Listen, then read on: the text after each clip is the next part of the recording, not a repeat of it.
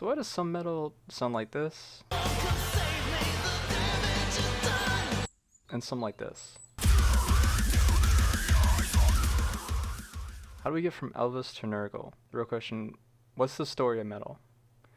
Let's start simple with the 60s. The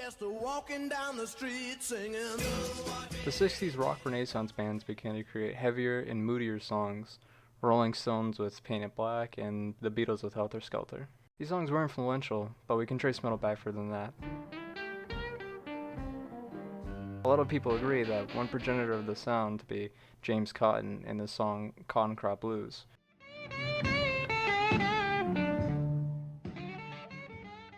These sounds progressed and evolved into the 60s with bands like Led Zeppelin and Jimi Hendrix, but they all coalesced into a single point, Birmingham, England. Tony Iommi was working his last shift at the factory, ready to tour with his band Mythology. Unfortunately, there was an accident that resulted in Iommi losing the tips of 2 of his fingers on his right hand. This thing just come down on my hand, and the reaction to pull your hand back, I just pulled the ends off. I made some tips out of a squeezy bottle. And I sat there all night then, rubbing it down so it had shaped like a finger. And it was just something I developed over that period, and then it enabled me to be able to play. Him and the drummer Bill Ward sought out members to start anew, adding Geezer Butler and Ozzy Osbourne to the band that would be known worldwide as Black Sabbath. Black Sabbath is iconic and coined as the grandfathers of metal, introducing music to the public that just simply hadn't been heard before. Both sound and societal commentary that just weren't eclectic to the contemporary flower power era music. By the 1980s, bands like Iron Maiden were firmly reaching into the British top 10, placing themselves within the cultural mainstream and as a dominant force in the music industry. As the decade rolled on, the music began to reach into America. Los Angeles found itself as the breeding ground for a new genre that would propel itself into the cultural limelight. Hair metal. Motley Crue, Alice Cooper, Poison, the list goes on.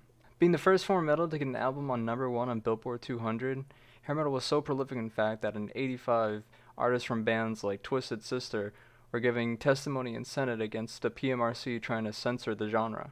Songs allow a person to put their own imagination, experiences, and dreams into the lyrics. Ms. Gore was looking for sadomasochism and bondage, and she found it. Someone looking for surgical references would have found it as well. Despite the PMRC's attempt to subvert the harmful rock and roll plague infecting the youth of America, it only emboldened the bands and made them more controversial, making them sell more records.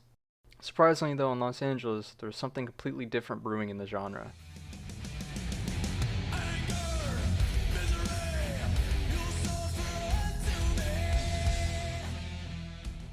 Metallica, Slayer, Megadeth, Anthrax all emerged, faster and louder than anything heard before.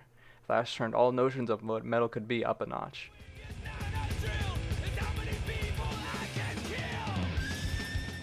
All of the big four of thrash were hugely successful, with Metallica earning some of the highest album sales of all time, next to artists like Michael Jackson and the Beatles. This precedent of heavier and heavier metal continued on as bands began exploring a part of the genre known as extreme metal, taking the shock factor up to 11.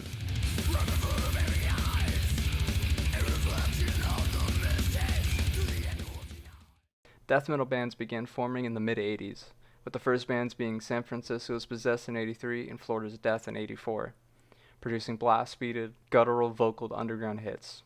Death metal was never able to reach the cultural mainstream, but there were popular bands like Cannibal Corpse, who even got featured in an Ace Ventura movie.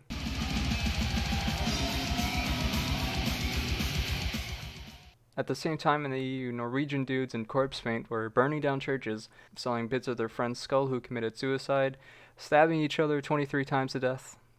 Good old mayhem. They were producing another genre of extreme metal known as black metal, focused on more avant-garde, lo-fi instrumentation with paganistic and satanic subject matters. Here are some nice soothing examples of that.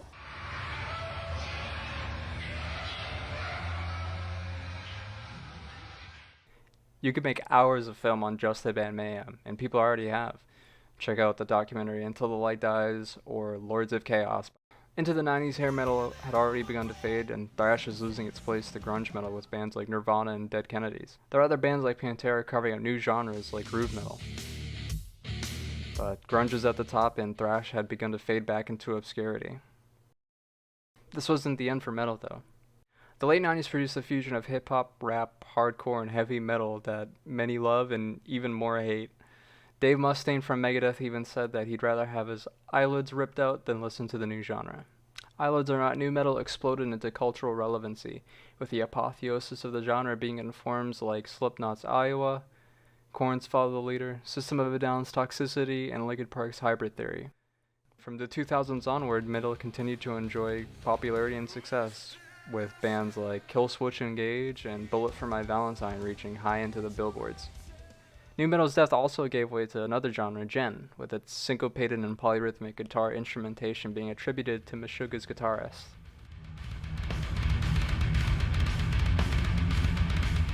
It also gave birth to a genre almost as equally hated as nu metal.